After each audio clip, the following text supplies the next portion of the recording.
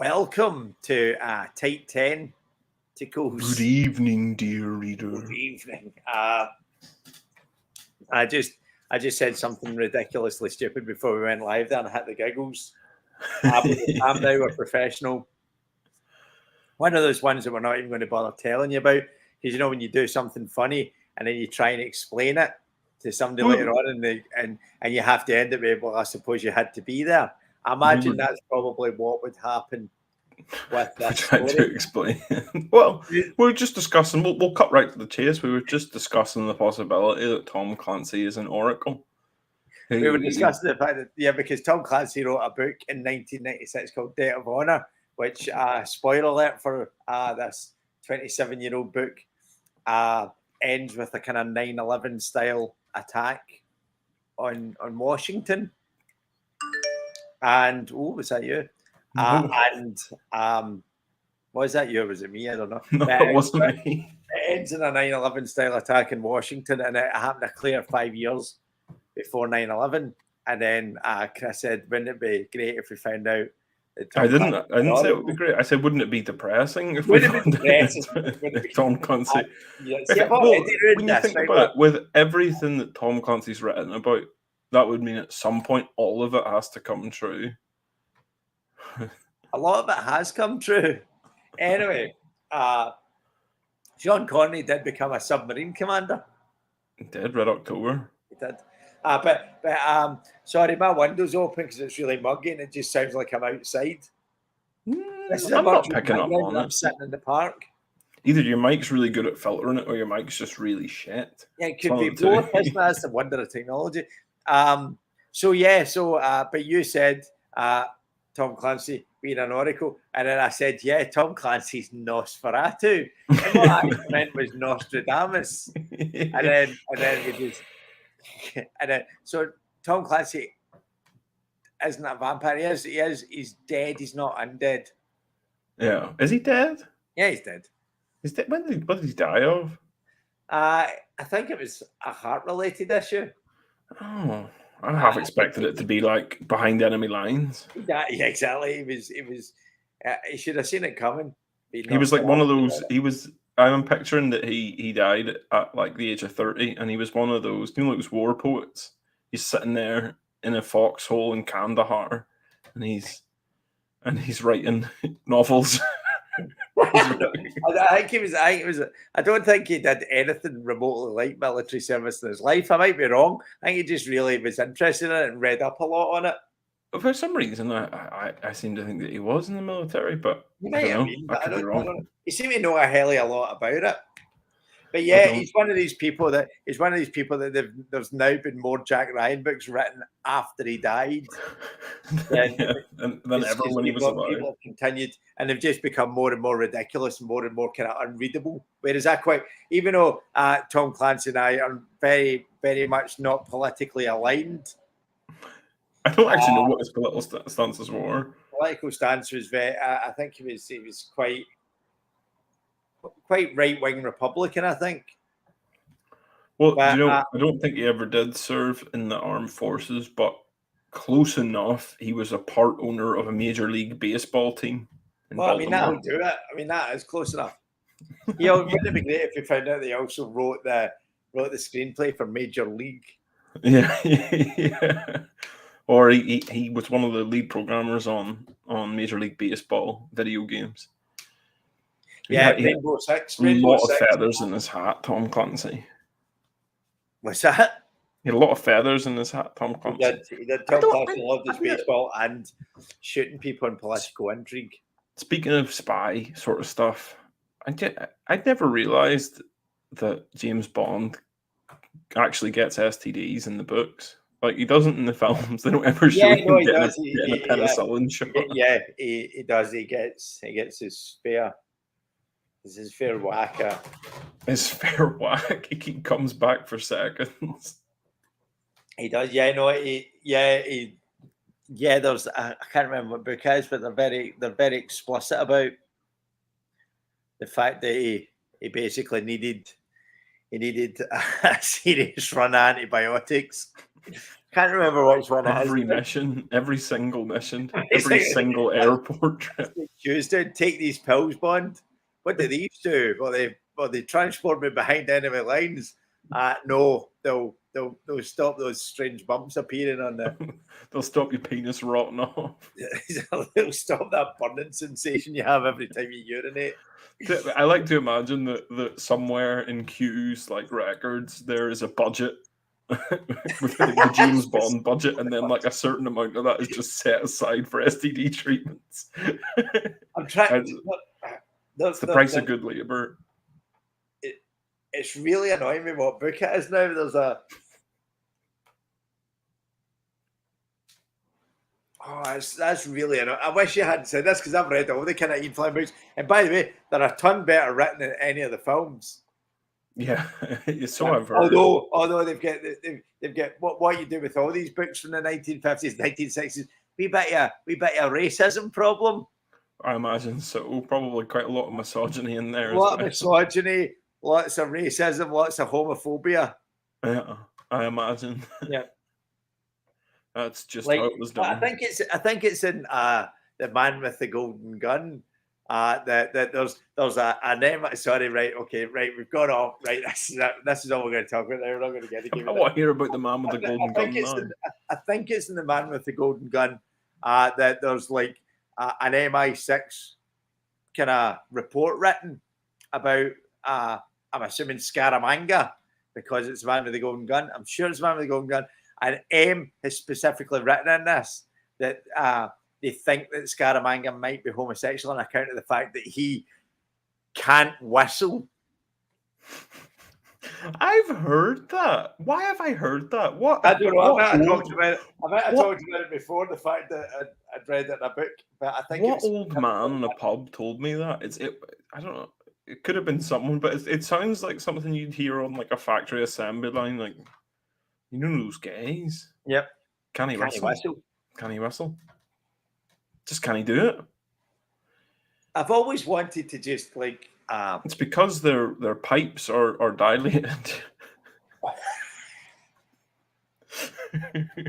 from all their kind of homosexual shenanigans. From the activities involved in their practices. Yeah. Yeah. But I've got lots of like. It's one of these ones that you just kind of go, that's ridiculous, and then you kind of go. Let's think about why people might have thought that though. Like, what? I'm now in a situation where I want to just ask my gay friends, "Can you whistle?" without like somehow being offensive. Maybe this is a forum which will. Yeah. Well, I'm bisexual. Does that can I half whistle? You can hum. Yeah, I can whistle.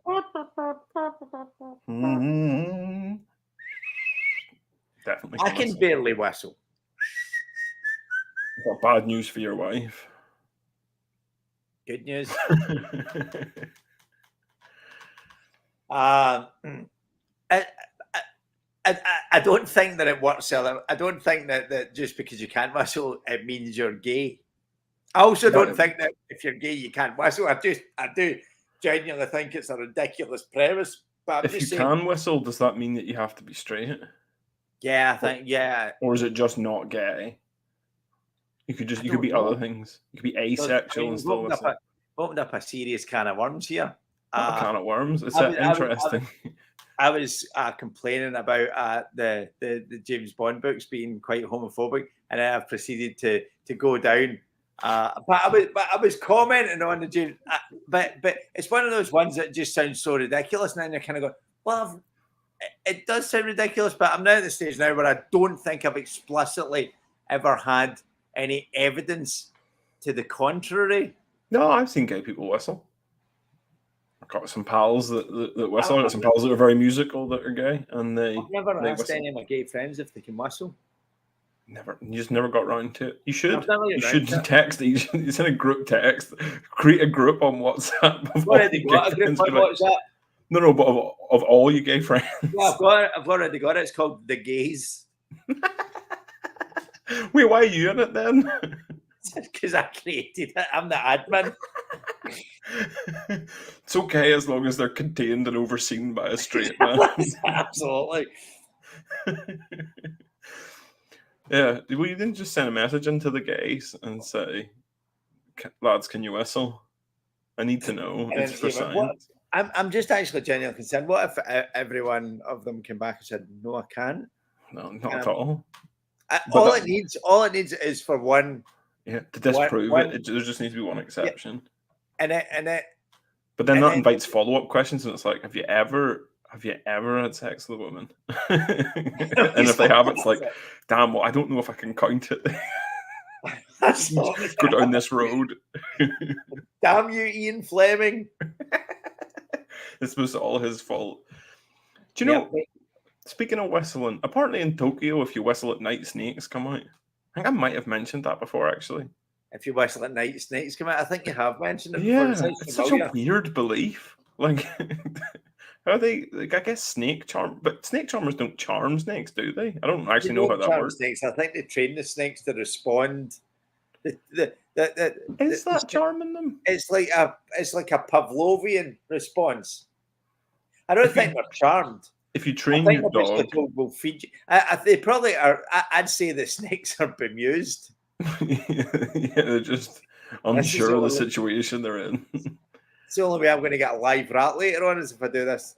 Because if that's charming them, then making a dog give you its paw is charming the dog, while at the same time charming yourself. Because who doesn't like shaking hands with a dog? It's charming all onlookers, and the dog's just like the things I do for a treat. Yeah, literally anything they'll do. They'll kill a man for a treat. It's incredible. Although I think it's probably a lot more amusing if they just give a paw. Yeah. I don't know, because it does depend on how you got them to do it. There's really funny ways I could see a dog killing somebody. Yeah. It would involve, like, I don't know, explosives and cake or something. Something madcap. I think that's fine, but you maybe when they do it at a kid's party, go, "Oh, you've got a new dog, John." Whoa. Nobody said anything about a kid's party. Well, that's the number one place where I would probably shake hands with a dog. If I had a dog that could shake hands, they still wouldn't let me into kids' parties. I know, but right, okay, well, maybe this is just in the context. I'm more inclined to be in a kind of situation at somebody's house with their family or my family present, where I go, "I've got myself a new dog. Look what you can do," and my first expectation would be him ripping maybe Scott limb from limb for everyone's amusement. It'd probably be more along the lines of giving a paw, like farting poison gas in your boy's face. That would be funny. That would be funny. Yeah, literally, they will crawl out of the windows, jumping out of bushes. Hate it. Absolutely despise whistling. That looks like snakes everywhere. Looks like one of those Twitter. It's just me and the kids. Yeah, fuck off. Snakes everywhere. Snakes everywhere. And then you okay, hon? It's like, no, it's fine. Don't worry about it. I was whistling in Japan. Snakes everywhere. You okay, hon? DM me. DM me, or I don't want to talk about it. I don't want to talk about these motherfucking snakes in this motherfucking city. 5 minutes later, there's just hearts on everything in the post. Everyone's hearted each other. Or that annoying cuddle emoji. Have you seen the one where it's like holding on to a heart, the cane emoji, which has been horribly in Facebook placed right beside the laugh emoji, so that someone says, just to let everybody know that my dad died at 2:00 this morning. It wasn't unexpected, but it has still taken us a little bit back, and we'll let you know when the funeral's happening and stuff. And loads of people are doing the love heart. I usually do the love heart emoji because I'm always worried if I hit the care emoji, I accidentally hit laugh, and you just get into this one. If you do accidentally hit laugh, the trick is to leave it there. The first thought, best thought. Exactly. But the problem is that even if you change it, they'll get a notification saying John laughed at your misfortune. John's laughed at your dead dad. What are you going to do about it? Exactly. They should actually, in the future of artificial intelligence and stuff, or the president of artificial intelligence, well, they're doing more than just doing kind of what if Inglourious Basterds was directed by Wes Anderson. In the future of AI, you will probably get Facebook saying, John's done this. Are you going to let this prick get away with it? If he can get 500 hate emojis, he will be executed. Some of this. Ask the prick if he can whistle. Is that not in something? That was in Black Mirror, an episode. They had wasp drones or bee drones, and they had this Twitter account that, what was it? Yeah, they had to vote on who they wanted to die next, and then the drones would go and do it. I can't quite remember that one. I think I've only seen the first 2 seasons of Black Mirror. I've been told you've seen the new season of Black Mirror. I'm saying I've not. I think the last one I saw was. I guess it's season 3 or season 4, so you would have missed this one. Yeah, I don't think I've seen it since it left Channel 4. Remember when Channel 4 made Black Mirror? And then from season 3 onwards, it went on to Netflix. That's right, yeah. I see far behind Black Mirror I am. You know when it's supposed to... It is all on Netflix. Why didn't you just watch it on Netflix? I don't know. Other stuff to watch. They've got a great episode. Gilmore Girls isn't going to watch itself. It's true. Oh, yeah. Lorelai and Gilmore Girls, a perfect woman. Perfect woman. The mum. Yes, the mum. That's not the. She's not called Rory. She's called Rory, which is weird. Rory, but her name's Lorelai as well. Yes, my brother's called Rory. You thought I was just going to say Gilmore Girls is going to watch itself, and that was a throwaway line. But I can fucking talk Gilmore Girls all night. I used to watch Gilmore Girls all the time. It's a great show. So, but anyone watching kind of went, well, why did he choose Gilmore Girls specifically? That was just one of John's non sequiturs. No, it fucking isn't. I'll do a whole episode in Gilmore Girls. We've watched anything we reference. We have watched all of. Swear now. Absolutely. I haven't watched A Year in the Life though. I don't even know what that is. It's they made a 4-part Gilmore Girls miniseries 2 years ago. Oh, okay.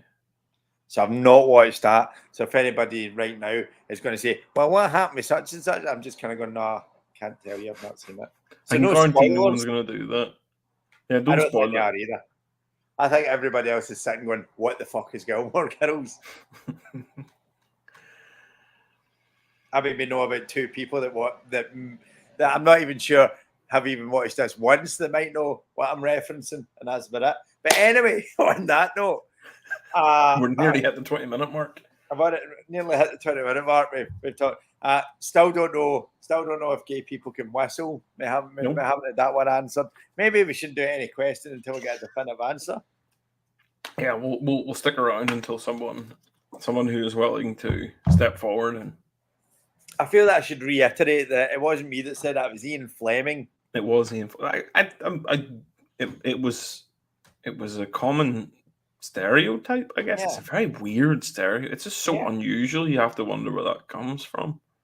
There probably was one gay dude, famous gay dude that couldn't whistle. Couldn't whistle, and they just went, well, they're all like that.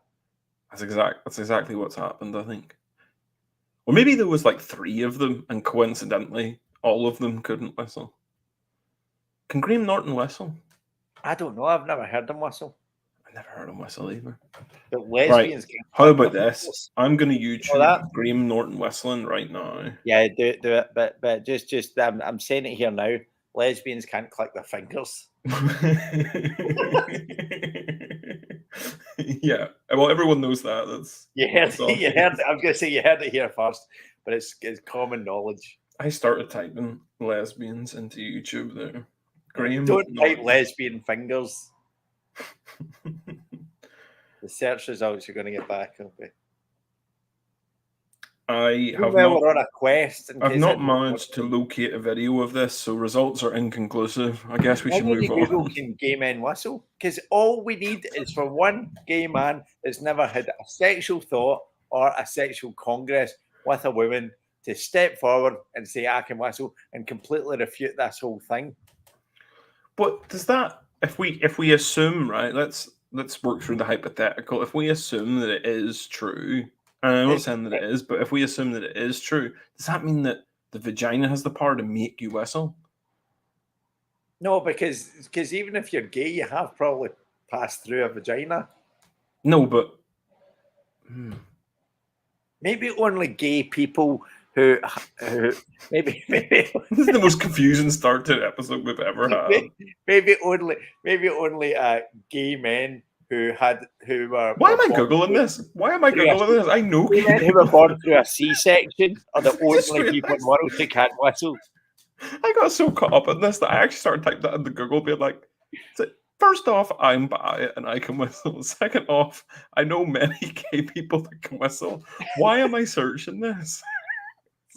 Let's crack on. No, well, they might have like had a drunk fumble with their pal Sarah. Yeah, perhaps.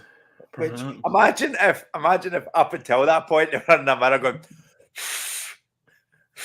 I just then can't one night too much tequila with Sarah, and the next day walked down the street going.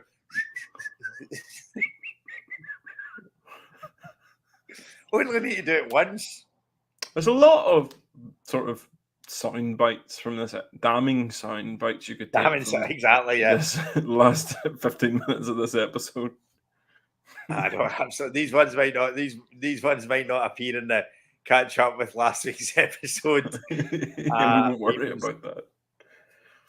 Well, we'll have to crack on, but we'll have to remember the mystery beers at the end because we keep forgetting about mystery beers. We forget the mystery. Yeah, we haven't talked about the mystery beers yet. Anyway, House in Sentinel Hill. On a quest to find out if gay people can whistle. The answers lie within. So anyway,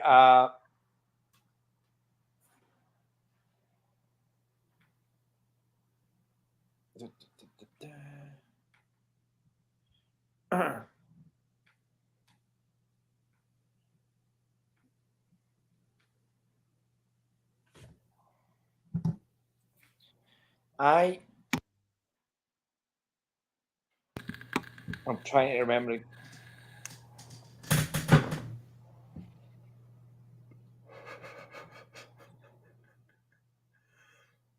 If we were on the radio, we would be fired by now.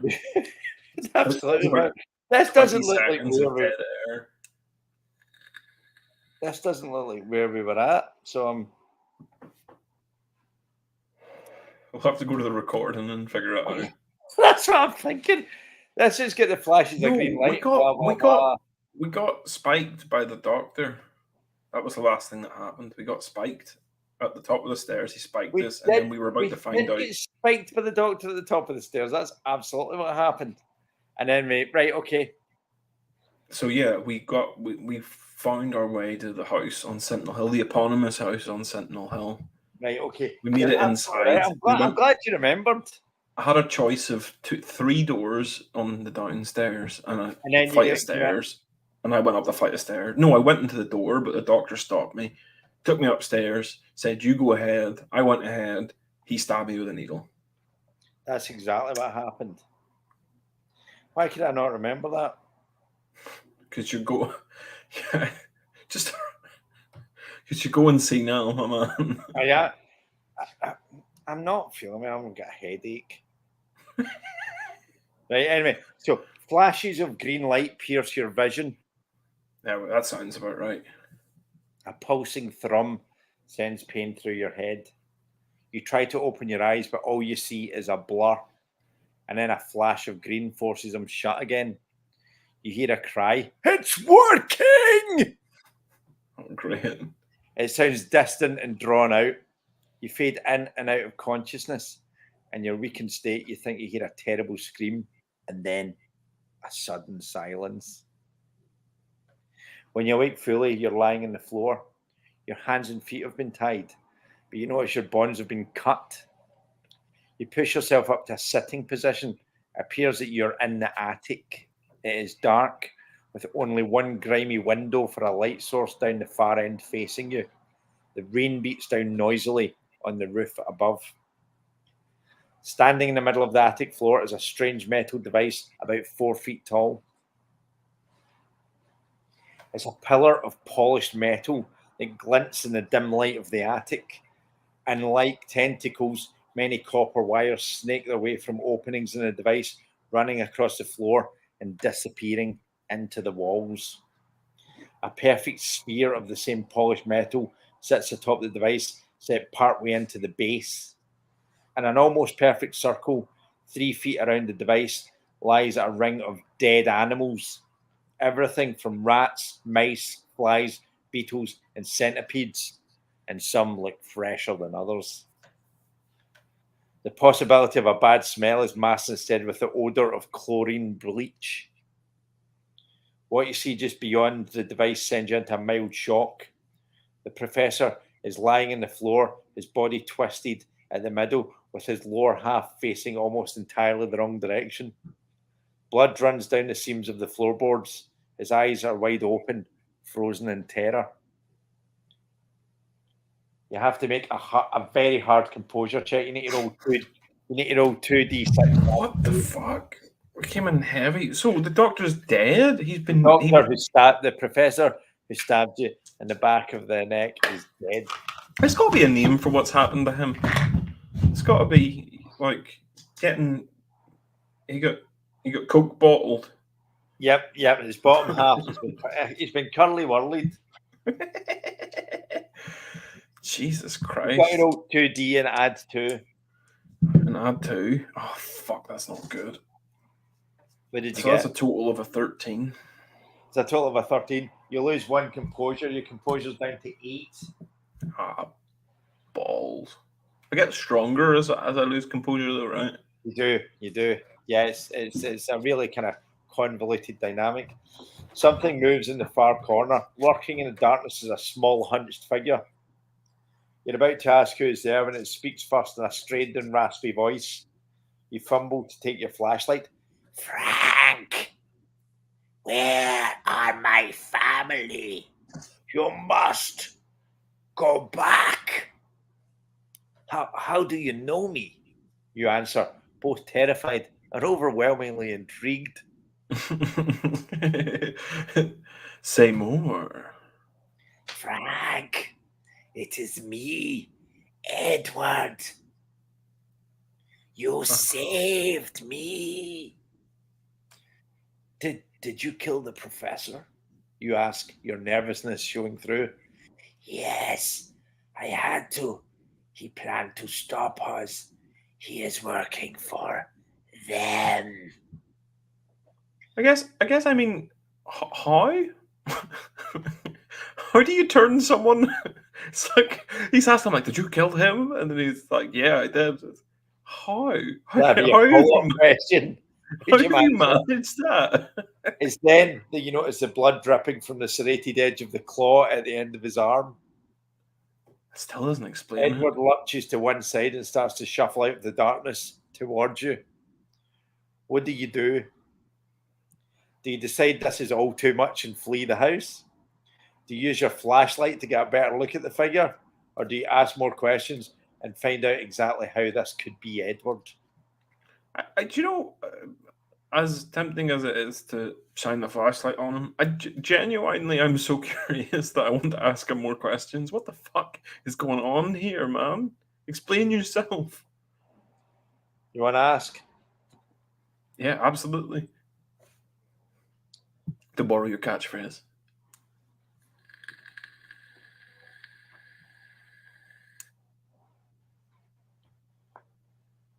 You said your name was Edward. Edward Turn? Yes, you already know this. You notice a hint of confusion in his voice, despite the unnatural qualities that it contains. Am I about to slowly hold the mirror up at him and he's about to go, my God, what have I become? Well, we'll find out. Find out ahead. Find out soon. Come out into the light, Edward, if you could, please. He moves forward, allowing more light to fall across his misshapen body. You can see him more clearly now, but can't understand how he could be Edward Turn, for he would be in his 20s if still alive. His face is that of a boy, as reported in the article, to be 12 years old. He looks... I feel like I didn't do that. From the top. Take 2. You see him more clearly now, but can't understand how this could be Edward Turn, for he'd be in his 20s if he was still alive.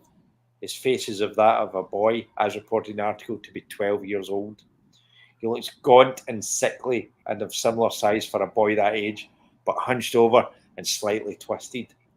His right foot is turned in and looks to be dead weight, dragging behind him. His right arm is elongated, nearly twice the length as an arm should be, and worse still, at the end, in place of a hand, is a hideous engineered prosthetic of a metal claw. What the fuck? The claw is articulated, wired, and jointed. It looks jagged and sharp and quite dangerous. His left arm looks normal, at least, from what you can see of it. So there you go. What the fuck is it? So this is a 12-year-old boy with a giant arm, a wee boy's face, about the height of a wee boy and hunched over. Yep. Boo Radley. Yeah. What do you want to ask? Do you want to inquire about his claw, and any other physical changes? Or do you want to ask where he's been all this time? Or inquire how he could still only be 12 years old? I want to know what he's doing. I don't think he understands his claw or his age. I want to know what the fuck he makes of this. So what the hell's he been at? Where's What he you been been up all to, this time? boy? You ask where he's been all this time. He puts his head down and places his one good hand over it. We have been there, fighting them. You know this. You know that. You made me leave them. Had to leave them behind or die. And now you go back as promised. I have the key. Edward produces a small glowing diamond-shaped object from his pocket and moves towards the machine. We're in a time loop. I think we might be in a time loop. That's the only way that would explain how he already knows who we are. Edward inserts the diamond-shaped object into a recess in the side of the machine. It begins to hum. He then turns some of the dials in frustration. What is it? Frank! He looks at you with a pleading look in his eyes. What do you need me to do? You answer, horrified at the entire macabre scenario that's playing out before you. He steps back and points at the dials. You must know how to activate it, like before. Yeah, definitely in a time loop. His frustration is growing, and it seems it may lead to violence. You don't know how much longer he will restrain himself. What will you do? Do you approach the dials and attempt to operate the machine? Or do you tell Edward that you've never seen this device before and you don't know how to operate it? I don't think he's going to believe that. He seems a pretty literal kind of dude, so I'm going to go over there and fiddle with the dials and just hope for the best. It's a bit like a luck check, presumably. What the fuck? Play. Wee man, your shit's all topsy-turvy. I'll try. Give me a moment. You plead as you take a closer look at the device. The metal of the device is smooth and polished. Okay. 4 prominent dials are set into the pillar and are etched with a single point each, denoting where they can be adjusted to. Small notches encircle each dial, similar to the dial on a safe. And one notch resting directly at the east point is larger than the others. You surmise that this could be denoting a 0 position. There are no other distinguishing marks or numbers. You believe that they could be angular degrees based on the number of marks present around each dial. How do you want to set the first dial? Do you want to set it to 100 degrees, 90 degrees, 190 degrees, or 75 degrees? What? Why are those the options? So give me them again. 100 degrees, 90 degrees, 190 degrees, or 75 degrees.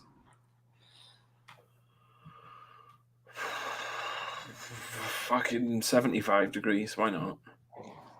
I have no idea why. I'm just guessing. You turn the first dial to what you believe would be around about 75 degrees. How do you want to set the second dial? Do you want to set it to 45? Thank you, Morgan. 45 degrees, 121 degrees, or 37 degrees? 37? You're gonna die. Fuck, I have no idea what I'm doing. Just like you chill there, Edward. I got this. You turn the second dial to what you believe would be around about 37 degrees.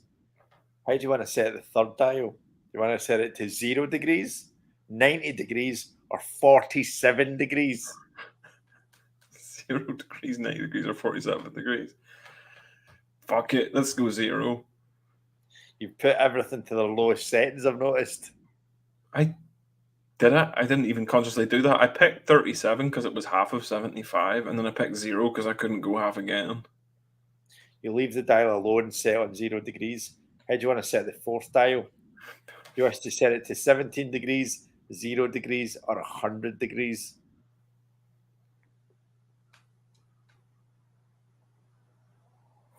15. 17, 0, or 100? 17 then. Because it's half of 35. Or 30. It's not even half of 37. That would be 34. I don't know. I've lost the own trail of logic. It didn't stand up. You leave the fourth dial at 17 degrees and step back from the device. Suddenly, a bright flash of green light shoots upwards from the sphere atop the machine. A low thrum pulses in the air, and the light flickers slowly at first, and then faster and faster until it becomes a solid beam firing upwards. You back away, not knowing what to expect. Except probably a lot of dead centipedes. Yeah, exactly. Edward stares intently at the beam of light. Yes, he cries excitedly. You did it! How the fuck? You first, Edward. You did it? How? I've done it. Holy shit. It'd be funny if that was the only combination that happened then. I don't know.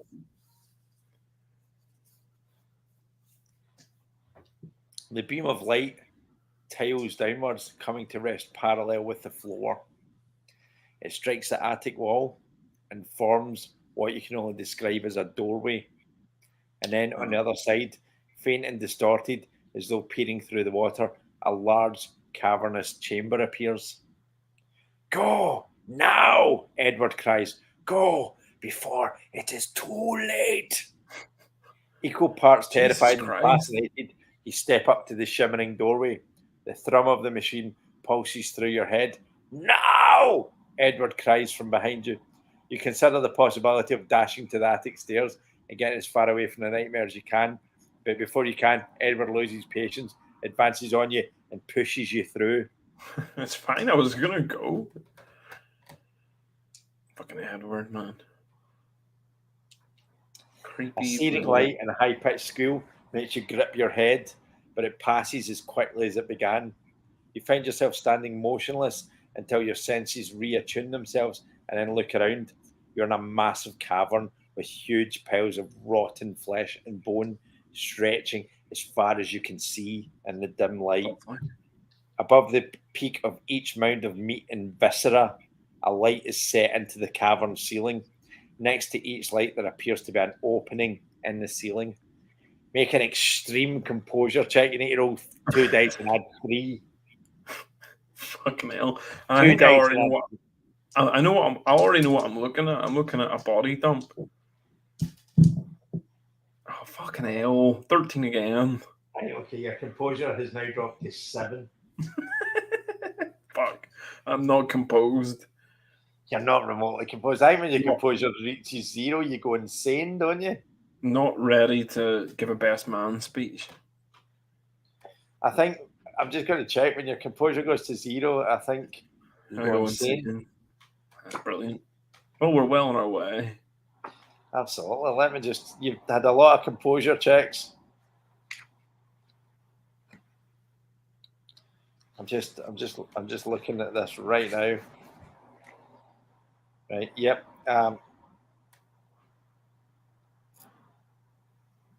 Your health and composure can never go out. I mean, your health's fine. Your health's still at 10. Fantastic. That's all we need. As long as the body stays together, it doesn't matter what the mind is. Yeah, so when it reaches 0, you're in trouble.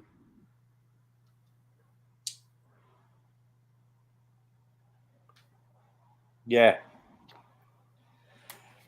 So anyway.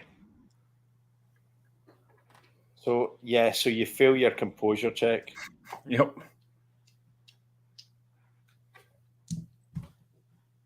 Sorry, you deduct 2 for your composure this time. Fuck. The composure thing. I just made an assumption there. Sorry. No. I would have preferred if we'd just rolled with your assumption. Yeah. If you've not yet succumbed to madness, you steal your shredded nerves and look for a way out. Fuck's I have sake. not succumbed to madness. Yet. The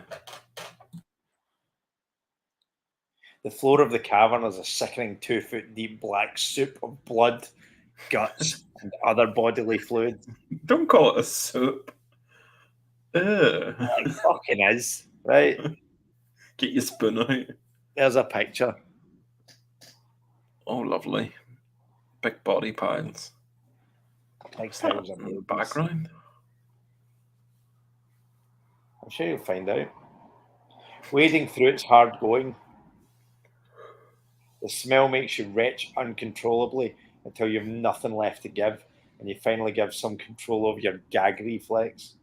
Lovely. The piled up mound stretches as far as you can see, eventually fading into the darkness about 300 feet in either direction.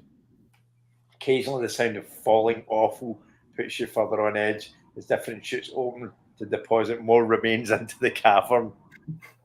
Just keep topping up the awful stores. You wade on, scanning the walls in the hope of finding an exit. It's not long before you hear short bursts of a loud, high-pitched squeal somewhere off to your left. You may not be alone down here. No shit. Will you remain still and see if you can spot what made the sound before deciding where to move? Or do you want to take refuge behind the nearest mound? Let's take refuge behind the nearest mound. We're probably going to see something horrible here and lose more composure. I imagine there's going to be a composure check coming. Yeah, there always is. There's just too many eldritch horrors to look at. I mean, we kind of knew what we were getting into. Lose my shit and completely mess up by probably next episode. I'll be insane. By the way, this episode's called Herbert Goes West. Yes, I saw that. It hurt me. Pushing your way through the foul slop, you crouch down as much as you're willing to dare in the disgusting mess and watch from behind a pile of entrails. After a few moments, a black slimy tentacle flops over the side of the mound to your left, followed by another, then another. Do you want to duck down and keep out of sight, or keep watching and see what it does? No, let's duck down. We've lost enough composure. I don't need to see what it does. What it does will be something weird and ancient, and I don't want to see that shit. It'll be burned. It'll be the last thing I see because it's the only thing I can see. You hunker. See, we get too caught up in this game, and now we're just not even doing the funnies anymore. We're just it's too intense. There's been no gay whistle talk for a clear 15 minutes now. I was going to say, like when you were questioning Edward, I was going to say one of the questions. I mean, here, wee man, can you whistle? You hunker down lower to avoid being seen by whatever new devilry this thing is. Relying only on your ears now, you hear it sloshing through the soup of blood. Moments pass when it starts to come closer. Will you stay put and hope it moves away, or do you start moving away from it, creeping round the mound you're hiding behind? Fuck's sake. I start creeping around the mound. I'm not going to stay there if it's advancing. If you like creeping round the mound, then you can whistle. Yeah, it's very true. My boy likes creeping round the mound. Hey, hear me, man, you ever crept round the mound? If I give you I'll give you half a pint if you go and ask your ma if she likes creeping around the mound. Just the most horrible fucking euphemism, especially in the current context. So I was creeping around her mound. I was creeping round the mound the other night. You creep through the slopping awful. Moving it out to your right. This woman's not taking care of her mind. That's a sign of somebody not taking care of their mound. I've found entrails in here. It's like you keep through the slop and awful, moving round to your right as you listen to the creature crawl up the opposite side of the mound. Make a stealth check. Yep, I thought that might be. No, we're good at this. I You've purposely got, made you've got it a so. stealth check. You've got a stealth of 8. So you need to roll 2 dice. You to roll 2d6 and take away 1. So it's an easy stealth check. Okay, so as long as I don't roll a 10 or above, I'm good. Yeah. That's a 6 minus 1, 5. Cool. Absolutely, I'm a ghost, a shadow. You manage to circumvent the mound and put more distance between you and the creature. Whatever it was, it moves away and disappears further into the cavern. You slowly continue onwards. I now want to know what it was, though. Yeah, no, that is going to be the problem with this, because the more information we gain, the worse it's going to be for us until the next cycle. And I figured because it's a time loop, we'll probably just go straight back Yeah. to that bit and then do it again. This is quite intense. Yeah, but maybe next time I will look at it. I'm almost forgetting to tell people, if you're watching this and you want to share it on your Facebook page so we can get more viewers, etc. Please do. We get so caught up in James Bond and the actual kind of quest that I forgot to say. Feel free to share and subscribe. And if you're not already sharing and subscribing, no idea how you managed to find us.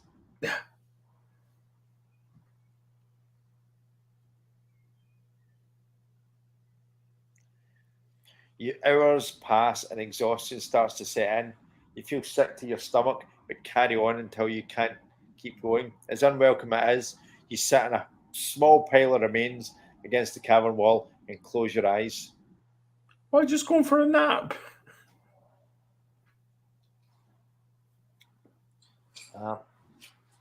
Where's your journal? No. It's asked if you've recorded something in your investigator journal, but you haven't, so I'm not going to tell you what it is. Yeah, well, considering we're going to sleep, it would probably trigger some horrific nightmare. Yeah. A restless sleep takes you as you lie against the cavern wall. The situation seems hopeless as you drift off. You're suddenly awoken by a familiar high-pitched squeal. You open your eyes to see a formless spawn moving through the bloody sludge. Formless spawn? Formless spawn. Another screech sounds off to your left, and then another. 3 of these formless spawn writhe and contort their way around you. You press yourself against the cavern wall, praying it will somehow give way and free you from this nightmare.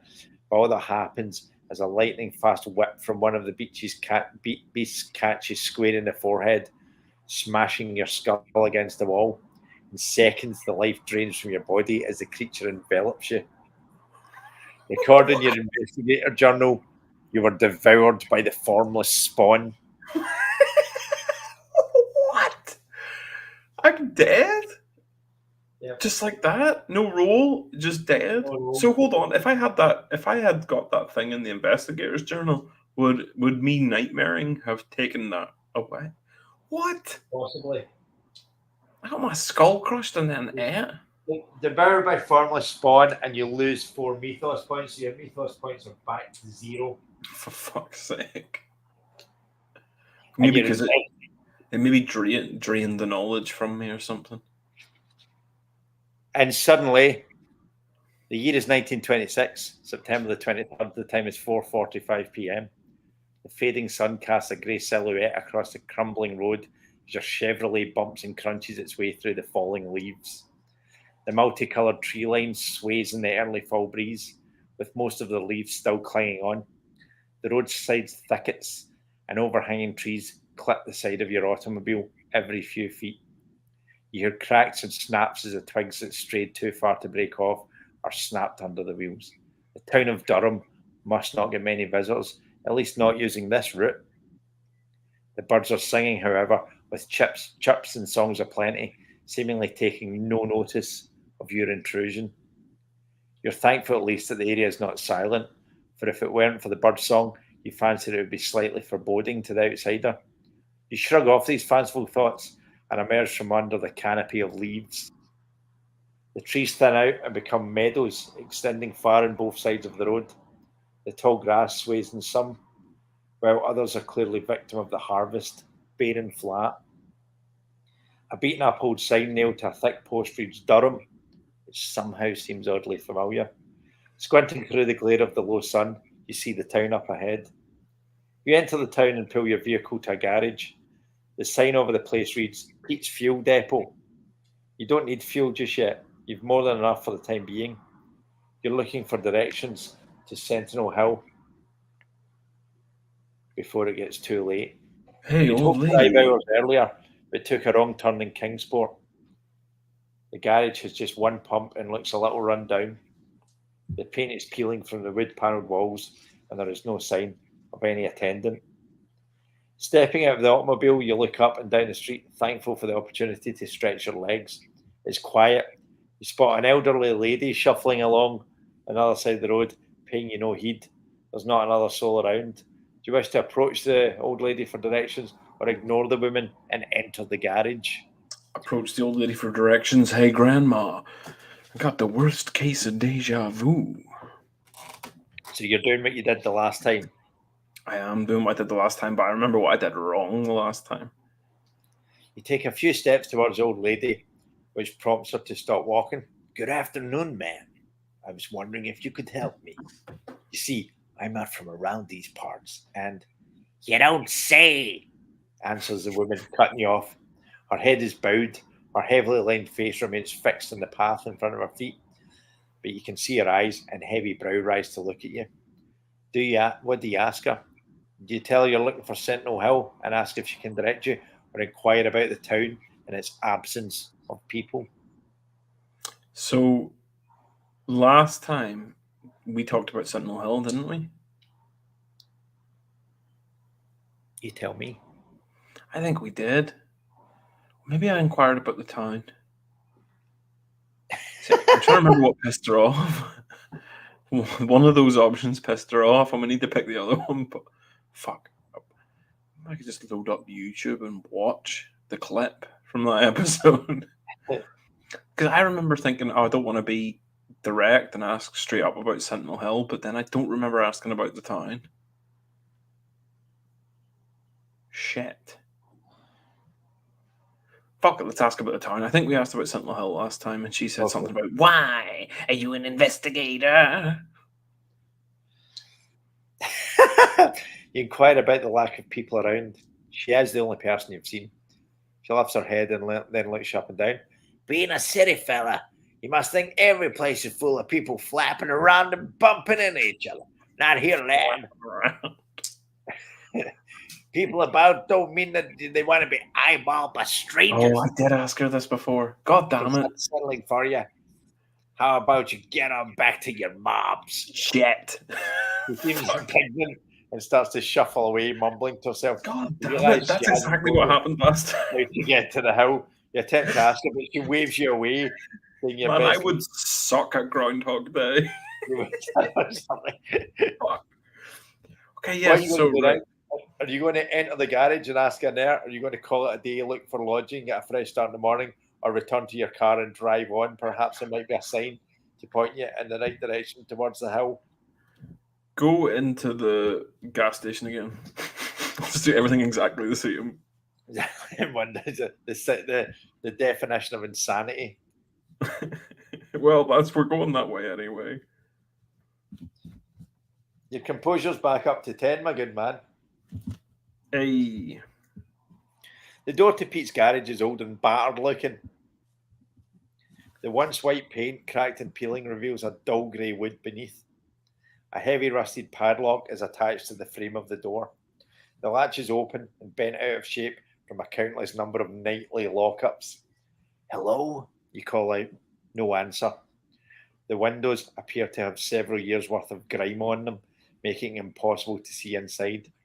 You step inside, the door creaking all the way, and enter a dusty, dry room.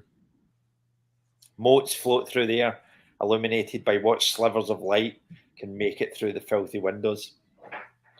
A long counter runs through the centre of the room, dividing it in two. On your side, the room is bare. On the other side, there's more clutter than your grandmother's attic. Very specific. Rotten cardboard boxes stand in one corner, stacked precariously and leaning back from the paint-peeled walls. A battered-looking chair sits in the opposite corner, and various knickknacks, car parts, empty bottles, old overalls, and pieces of newspaper. Good God! Sorry, I've got a sore head and my eyesight's a bit blurry. Lie strewn about the rest of the place. The counter is bare, save for a small service bell. When I ring the bell for service, I decide you won't get any help here and leave the garage. We rung the bell for service last time. We talked to Pete. I thought there was another option here. And fuck it, I'm just leaving then. Just leave. Yeah, fuck it.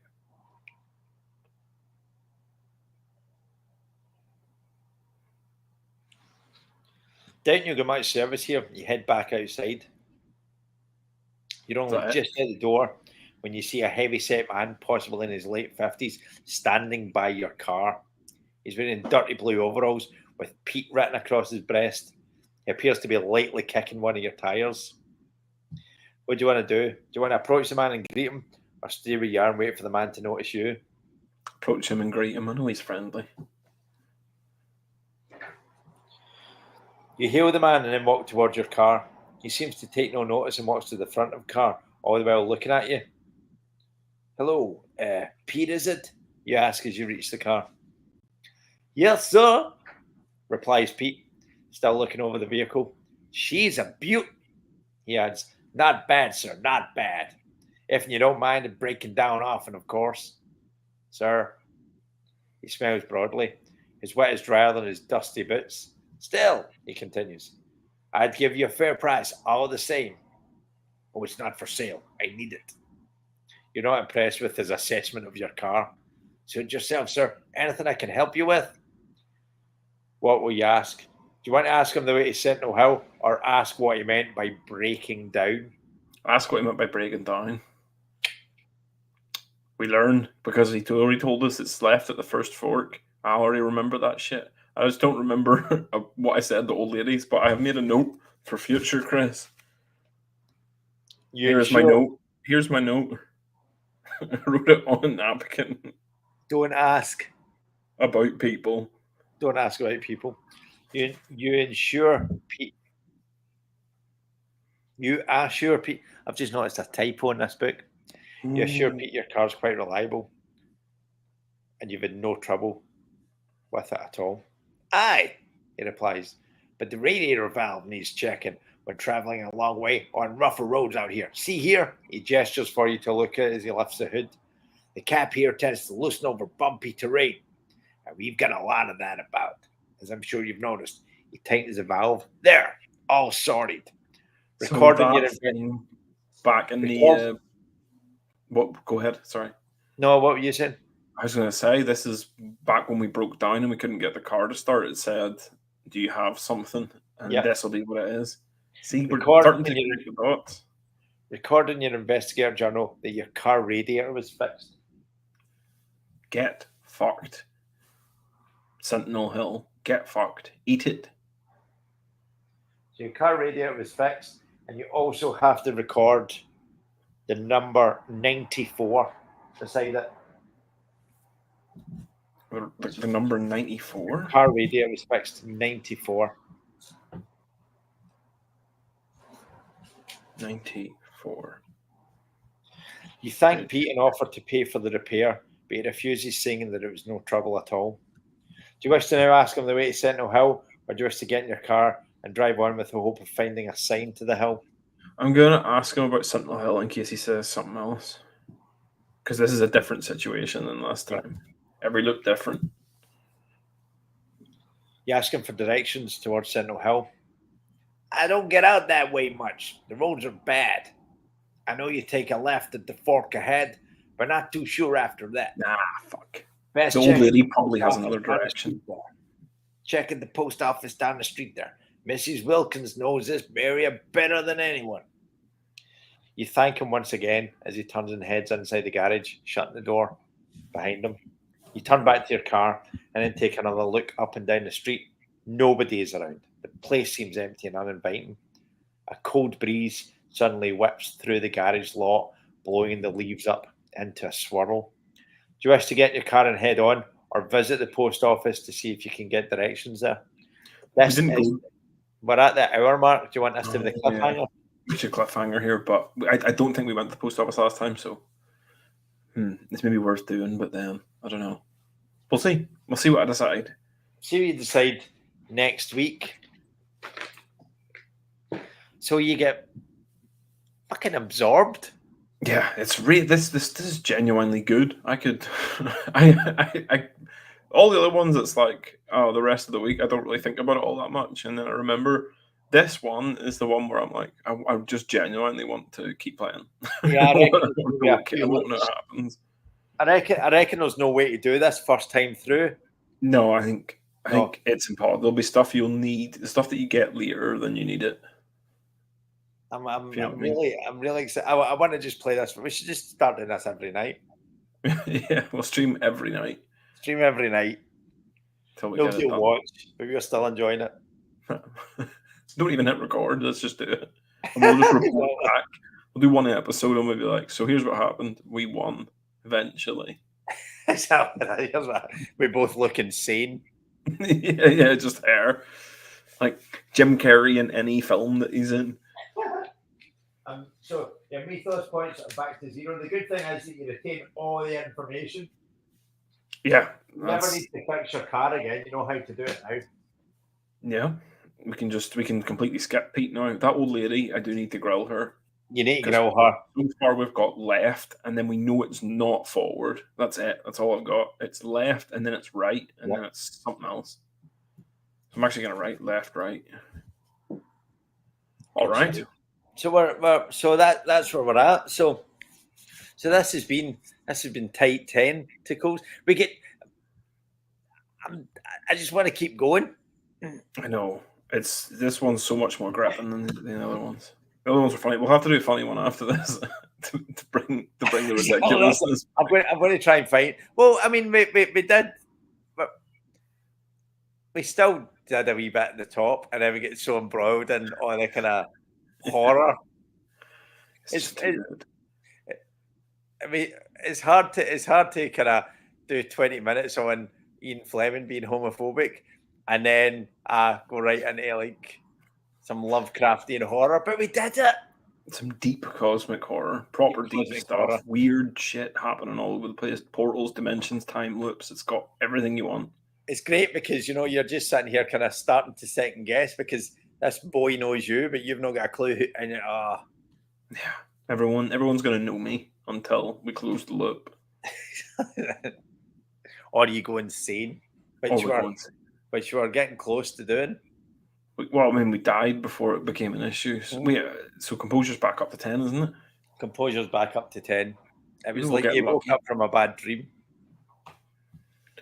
There's so many notes I'm making now because that old lady fucked me.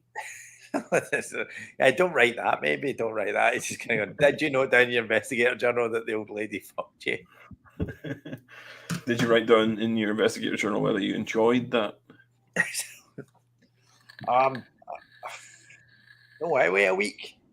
I know. It's a sad time. I know. Anyway, right. This has been episode 3 of Tight 10 Tickles. This has been Chris Ashworth. And this has been John Carruthers. Good night.